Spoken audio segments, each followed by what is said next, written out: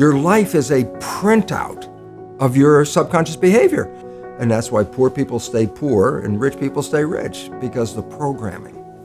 95% of our life is coming from the programs of life, how to live life that we get in the first 7 years of life. The movie The Matrix is not science fiction, it's a documentary.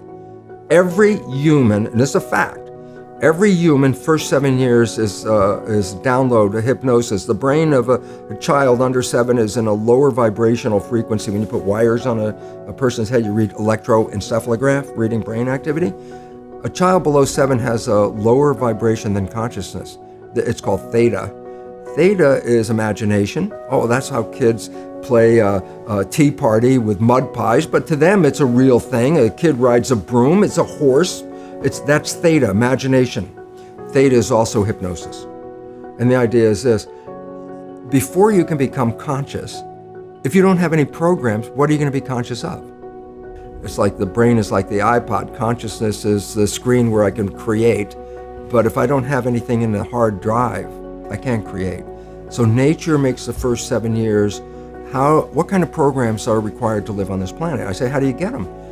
Theta is hypnosis. You just watch. You watch your parents, you watch your siblings, and your community, because you have to learn how many 100,000 rules. Think about it. Just to be a functional member of a family and a functional member of a community, there are rules. Teach an infant these rules. I say, oh, you don't have to. First 7 years, they observe it and just download it.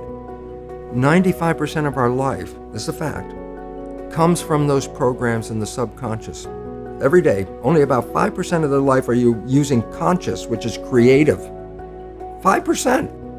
And the Jesuits, for 400 years, they were boasting. People didn't understand. They say, give me a child until it's 7 and I will show you the man. They've been saying that for 400 years because they knew 7 years was the program period. And 95% of your life after that will be whatever that program is. Look, this is not new. I mean, there's the famous book, Rich Dad, Poor Dad. And basically said you come from a poor family and you could struggle your whole life and try to get rich, but you're not going to make it. And if you come from a rich family, you could be stupid your whole life and make it. Not because it was thinking, but it was unconscious behavior that was downloaded from rich families into kids, which is unconscious. So they're making the right moves unconsciously. If they engage their conscious mind, then they look stupid, but it's unconscious. And that's the same thing with poor people. Poor people have beliefs from the family. Oh, you can't make it, life's a struggle, things are hard, who do you think you are? And if that's the program you get, then 95% of the day you will sabotage yourself. And that's why poor people stay poor and rich people stay rich, because the programming. 95% of your life is coming from the subconscious. Your life is a printout of your subconscious behavior. Oh, so you don't have to try and think about what happened. I just say, look at your life. The things you like that come into your life come in because you have a program that supports them. But anything you struggle with, work hard at, put a lot of effort into making it happen, why you're working so hard, inevitably you have a program that doesn't support that conclusion and you're trying to override the program. So you don't need to do a lot of shrink and psychology stuff. You just look at your life and say, where am I struggling? Because wherever you're struggling, inevitably it's a program in your subconscious that does not support that destination you've been looking for. The conscious mind is creative and can learn in any number of ways. Read a self-help book, go to a lecture, listen to this program, and conscious mind's going to get some awareness. And I go, yeah, but subconscious mind doesn't learn that way. I go, right, it doesn't. Subconscious mind learns in two fundamental ways naturally. Hypnosis, which is the first 7 years. And after age 7, how do you put new programs in? Repetition, practice.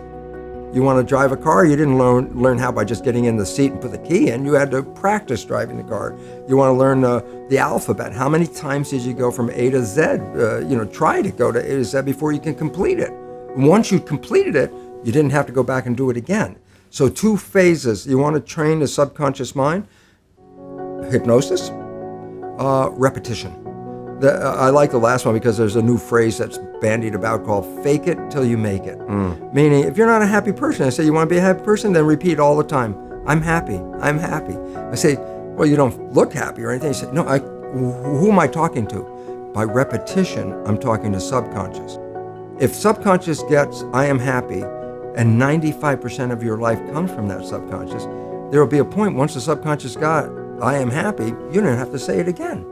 It'll be automatic. And that's why we see people do affirmations and gratitude journals and stuff, because if you do that daily... It's repetitive. That's the secret part.